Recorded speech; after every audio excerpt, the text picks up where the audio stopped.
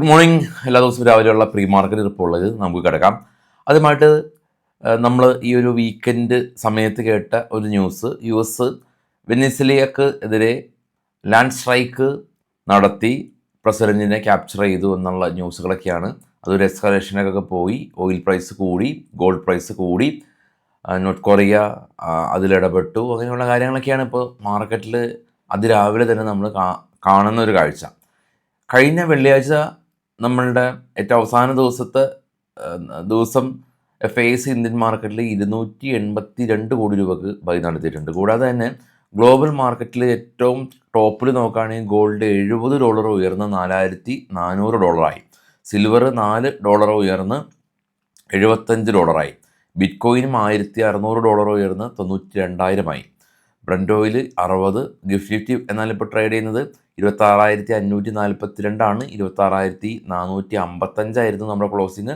Positive opening തന്നെയാണ്. ഡോ future എന്നാൽ നെഗറ്റീവാണ്.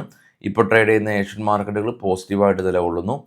US മാർക്കറ്റിൽ ലിസ്റ്റ് ചെയ്ത ഇന്ത്യൻ കമ്പനികളിൽ ഇൻഫോസിസ് എല്ലാം തന്നെ ഒരു 4% റാലിയും വിപ്രോ 3% റാലിയും ADR സ്റ്റോക്കുകളിൽ നൽകിയിരുന്നു. ഇനി ഇന്നത്തെ കുറച്ച് സ്റ്റോക്കുകളുടെ വാർത്തകളിലേക്ക് പോകാൻ. ഇത് ബൈസെൽ റെക്കമെൻഡേഷൻ അല്ല. ONGC കമ്പനി ബിസിനസ്, ഇവർ ONGC വിദേശത്തുന്ന പേരിൽ വെനിസ്വേലയിൽ തന്നെ ഇവർക്ക് വലിയ തോതിലുള്ള ഇൻവെസ്റ്റ്മെൻ്റ് ഉണ്ട്.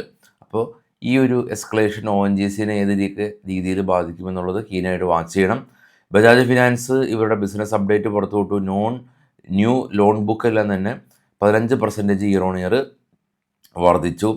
ഒരുപാട് കസ്റ്റമേഴ്സിന് 40 ലക്ഷം കസ്റ്റമേഴ്സിന് ആഡ് ചെയ്തു. ബജാജ് ഹൗസിംഗ് ഫിനാൻസ് കമ്പനി ഇവർ 12,571 കോടി രൂപ ആയിരുന്നു ഇവരുടെ ബിസിനസ് ഉണ്ടായിരുന്നത്. അത് 16,535 കോടി രൂപയിലേക്ക് ഉയർന്നു. ബാങ്ക് ഓഫ് ബറോഡ 11% ഇവരുടെ ലോൺ ഡെപ്പോസിറ്റ് ഗ്രോത്തുകളെല്ലാം തന്നെ ഉയർത്തി.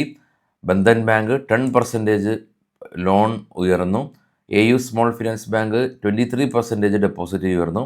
അവന്യൂ സൂപ്പർ മാർക്കറ്റ് ഇവർ 15,000 കോടി രൂപയിൽ നിന്ന് 17,000 കോടി രൂപയിലേക്ക് സെയിൽസ് ഉയർന്നു. PNB 11% ഗ്രോത്ത് ഉയർന്നു. CSB ബാങ്ക് ഇവരുടെ അഡ്വാൻസ് ഗ്രോത്ത് 30% ഉയർന്നു. ബാങ്ക് ഓഫ് ഇന്ത്യ 15% ഉയർന്നു.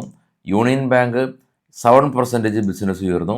യെസ് ബാങ്ക് 5% ഉയർന്നു. ശോഭ ഇവിടെ മികച്ച സെയിൽസ് ഇവർ 52% ഉയർത്തി. സെയിൽസ് റിയാലിറ്റി കമ്പനിയാണ്, സെയിൽസ് ഉയർത്തി. IDB ബാങ്ക് 12% ബിസിനസ് ഉയർന്നു.